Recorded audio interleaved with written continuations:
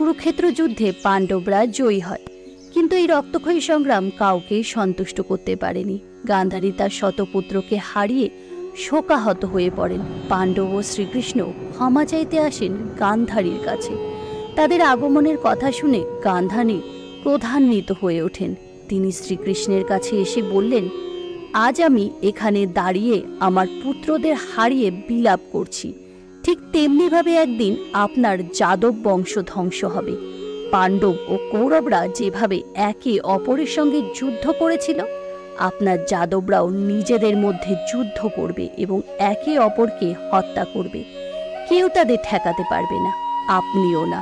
আপনি শুধু নীরব দর্শক হয়ে তাদের পরিণতি দেখবেন। আপনিও একজন সাধারণ মানুষের মতো মারা যাবেন। যদিও শ্রীকৃষ্ণ এমনটা কোনোদিনই চাননি। তিনি ইন্দ্রপ্রস্থ পাণ্ডবদের কাছে ফিরিয়ে দিতে কৌরবদের অনুরোধ করেছিলেন, কিন্তু দুর্যোধন তা মানতে চাননি। তারপর শ্রীকৃষ্ণ ইন্দ্রপ্রস্থের মাত্র 5টি গ্রাম চেয়েছিলেন, যাতে যুদ্ধ এড়াতে পারেন।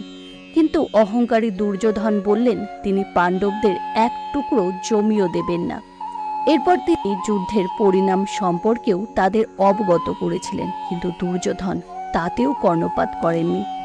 শ্রীকৃষ্ণ গান্ধারীর অভিশাপ মাথা পেতে নিলেন। কৃষ্ণ জানতেন যাদবরা অজেয় হয়ে উঠেছিল। একমাত্র গান্ধারীর অভিশাপের কারণে তারা ধ্বংস হবে, অন্যথায় তারা পৃথিবীর বোঝা হয়ে উঠত। কুরুক্ষেত্র যুদ্ধের পর যুধিষ্ঠির হস্তিনাপুরের রাজা হলেন। শ্রীকৃষ্ণ তার রাজ্য দ্বারকায় ফিরে গেলেন। এরপর থেকেই যদু বংশ খুবই শক্তিশালী হয়ে ওঠে। ফলে তাদের মধ্যে হিংসা, লোভ, অহংকার, পাপের জন্ম নেয়। যাদবরা দ্বারকায় নৈতিকতা, শৃঙ্খলা, নম্রতা, ভদ্রতা ভুলে গিয়ে আনন্দ উল্লাসে জীবন কাটাতে শুরু করে। শ্রীকৃষ্ণ বুঝতে পারলেন গান্ধারীর অভিশাপ বাস্তবে রূপায়ণের সময় হয়ে এসেছে। এইভাবে ধীরে ধীরে যদু বংশ ধ্বংসের দিকে এগোতে থাকে। এমন সময় একবার বৈশিষ্ট্যদেব, নারদ, বিশ্বামিত্র, দুর্বাসা প্রমুখ মহান ঋষিরা তীর্থযাত্রা করতে বের হন। তারা বিভিন্ন স্থান পরিদর্শন করে ভগবান শ্রীকৃষ্ণ ও বলরামের সাথে দেখা করতে দ্বারকায় পৌঁছান। তখন কিছু যাদব বালক মহান ঋষিদের নিয়ে মজা করার জন্য কৃষ্ণপুত্র শাম্বকে নারীর পোশাক পরিয়ে তাকে গর্ভবতী মহিলা সাজিয়ে ঋষিদের সামনে উপস্থিত করে। তারা তাদের ভবিষ্যৎবাণী করতে বলে যে এই গর্ভবতী মহিলা পুত্র জন্ম দেবে নাকি কন্যা। ঋষিরা তাদের ধ্যানের মাধ্যমে বুঝতে পারেন এ কোনো মহিলা নয়, বরং একটি বালক। তখন অত্যন্ত ক্ষিপ্ত হয়ে উঠে ঋষিরা অভিশাপ দেয়, যাকে তোমরা মহিলা সাজিয়ে এনেছ সে এক লৌহপিণ্ডের জন্ম দেবে, যা এই যদু বংশের ধ্বংসের কারণ হবে। অতঃপর ঋষিরা হাসতে হাসতে ঘটনাস্থল ত্যাগ করলেন। পরের দিন সকালে শাম্ব প্রসব বেদনা অনুভব করে এবং একটি মুষল প্রসব করে। এই ঘটনায় যাদবরা ভয় পেয়ে গেল। তারা তৎক্ষণাৎ উগ্রসেনের কাছে ছুটে গেল।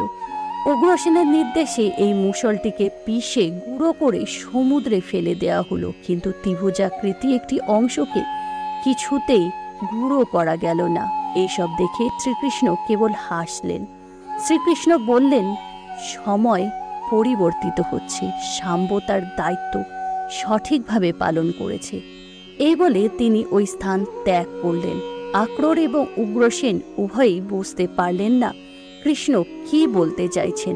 উগ্রসেন রুক্মিণীকে জিজ্ঞাসা করলেন, মাতা, প্রভু কি বলতে চাইছেন? মাতা রুক্মিণী উত্তর দিলেন, স্বামী বিনাশের দেবতা ভগবান শিবের কাছে পুত্র প্রার্থনা করেছিলেন। সেই পুত্র হল শাম্ব, যে এই বংশের ধ্বংসের কারণ হলো। এই সময় উগ্রসেন দ্বারকায় নির্দেশ দিলেন কেউ যেন সেখানে মদ্যজাতীয় দ্রব্য তৈরি না করে এবং তা পান না করে, অন্যথায় তাদের কঠিনতম দণ্ড দেয়া হবে। ফলে সেখানে মাদক তৈরি বন্ধ হয়ে গেল। কিন্তু মুষলপিণ্ডের জন্মের পর থেকে দ্বারকায় ভয়ঙ্কর প্রাকৃতিক দুর্যোগ দেখা দিল। ইঁদুর ও পোকামাকড়ের উপদ্রব বাড়তে লাগলো। এরপর সকলেই শ্রীকৃষ্ণের নির্দেশে প্রভাস ক্ষেত্রে এসে বসবাস শুরু করে। সেখানে যাদবরা তাদের অভিশাপের কথা ভুলে গিয়ে পুনরায় মদ্যপান শুরু করে উচ্ছৃঙ্খল জীবন কাটাতে থাকে। চারিদিকে অরাজকতা শুরু হয়। ফলস্বরূপ ভগবান শ্রীকৃষ্ণের রথ পঞ্চজন্য শঙ্খ, সুদর্শন চক্র, বলরামের লাঙল প্রভৃতি পৃথিবী থেকে অদৃশ্য হয়ে গেল। এদিকে সেই মুষলটি ত্রিভুজাকার টুকরোটি একটি মাছ গ্রাস করে। এক শিকারী সেই মাছ ধরার পর সেই মাছের পেটে মুষলটির টুকরো খুঁজে পায় এবং সেটি দিয়ে একটি সূক্ষ্ম বিষাক্ত তীর তৈরি করে। মুষলটি সূক্ষ্ম গুঁড়ো সমুদ্রের জলে ধুয়ে দ্বারকার উপকূলে জমা হয় এবং সেখানে এক বিশেষ ধরনের ঘাস জন্ম নেয়। এরপর একদিন যাদবরা সমুদ্র সৈকতে সমবেত হয়ে মদ্যপান শুরু করে জ্ঞান হারিয়ে ফেলে। সত্যকি মহাভারতের যুদ্ধে পাণ্ডবদের পক্ষে যুদ্ধ করেছিলেন, কৃতবর্মা কৌরবদের পক্ষে। ভয়ঙ্কর যুদ্ধের স্মৃতি তুলে ধরে তারা একে অপরকে কটূক্তি করতে থাকে। সত্যকীর এগিয়ে কৃতবর্মা শিরচ্ছেদ করে। কৃতবর্মার সঙ্গীরা তখন সত্যকীর ওপর ঝাঁপিয়ে পড়ে। তাকে রক্ষা করতে প্রদ্যুম্ন যুদ্ধে জড়িয়ে পড়েন এবং তারা দুজনেই নিহত হন। পুত্রের মৃত্যু দেখে ক্রোধান্বিত হয়ে শ্রীকৃষ্ণ এক মুঠো ঘাস হাতে তুলে দিলেন। সঙ্গে সঙ্গে তার লৌহ পিণ্ডে পরিণত হল। তা দিয়ে তিনি সকলকে হত্যা করতে লাগলেন। এই ঘাস আসলে শাম্বর জন্ম দেয়া সেই মুষল পিণ্ডের চূর্ণ থেকে জন্ম নিয়েছিল। এরপর যখনই কেউ ক্রোধে ওই ঘাস হাতে নিল, তখনই সেই ঘাস অস্ত্রে পরিণত হলো। তা দিয়ে তারা একে অপরকে হত্যা করতে লাগলো। শ্রীকৃষ্ণ যখন দেখলেন তার পুত্র শাম্ব এবং পৌত্র অনিরুদ্ধ মৃত্যুবরণ করেছে, তখন ক্রোধে তিনি অবশিষ্ট যাদবদেরও হত্যা করলেন। কিছুক্ষণের মধ্যেই সমস্ত যাদবরা মারা গেলেন। শ্রীকৃষ্ণ, দারুক এবং বাভ্রু তখন বলরামকে খুঁজতে লাগলেন।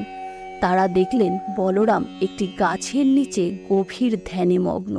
শ্রীকৃষ্ণ তাকে বললেন, আপনি এখানে অপেক্ষা করুন, আমি এক্ষুনি আসছি। এরপর শ্রীকৃষ্ণ দারুককে হস্তিনাপুরে গিয়ে অর্জুনের কাছে যাদবদের গণহত্যার কাহিনী জানানোর নির্দেশ দেন। বাভ্রুকে বললেন দ্বারকায় গিয়ে সমস্ত নারী ও শিশুদের রক্ষা করতে, কিন্তু পথিমধ্যে বাভ্রুর মৃত্যু ঘটে। বাভ্রুর মৃত্যুর পর শ্রীকৃষ্ণ স্বয়ং দ্বারকায় গেলেন এবং সেখানে তার পিতাকে বললেন, পিতা, শীঘ্রই অর্জুন এখানে আসতে চলেছেন। তার আসার আগে পর্যন্ত আপনি এই নগরের নারী ও শিশুদের রক্ষা করুন। এই বলে তিনি তার অনুমতি নিয়ে সেই স্থান ত্যাগ করলেন। কিন্তু প্রাসাদের বাইরে এসে তিনি নারী ও শিশুদের প্রচণ্ড আর্তনাদ শুনতে পেলেন। তিনি তাদেরকে আশ্বস্ত করে সেই স্থান থেকে প্রস্থান করলেন। তারপর ফিরে আসলেন বলরামের কাছে। কৃষ্ণ বলরামের কাছে এসে বললেন, হে ভ্রাতা, আমিও আপনার সাথে ধ্যানে বসব। কিন্তু বলরাম কোনো উত্তর দিলেন না।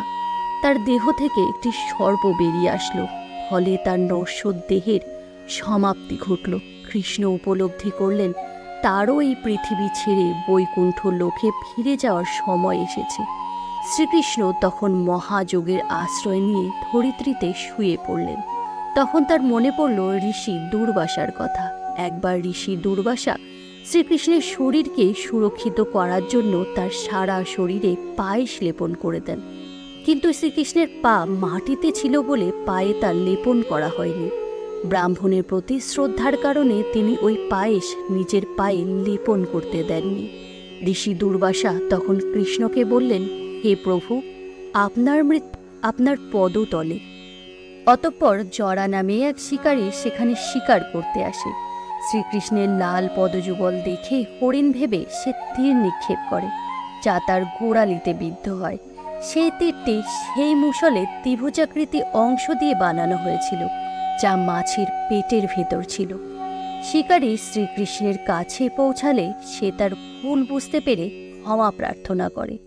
কৃষ্ণ তাকে সান্ত্বনা দিয়ে বললেন, মৃত্যুই হল চিরন্তন সত্য। শ্রীকৃষ্ণ জরাকে বললেন, ত্রেতা যুগে ভগবান রাম জন্মে তিনি একটি গাছের আড়ালে লুকিয়ে বালিকে হত্যা করেছিলেন। জরা পূর্বজন্মে বালি ছিলেন। তিনিই বালিকে প্রতিশ্রুতি দিয়েছিলেন পরের জন্মে তার ছোড়া তীরে তিনি নিহত হবেন। সেই জন্যই শ্রীকৃষ্ণ ইচ্ছা করে তার পদতলে পায়েস লেপন করেননি। এইভাবেই ভগবান শ্রীকৃষ্ণ এই নশ্বর পৃথিবী ছেড়ে চলে গেলেন।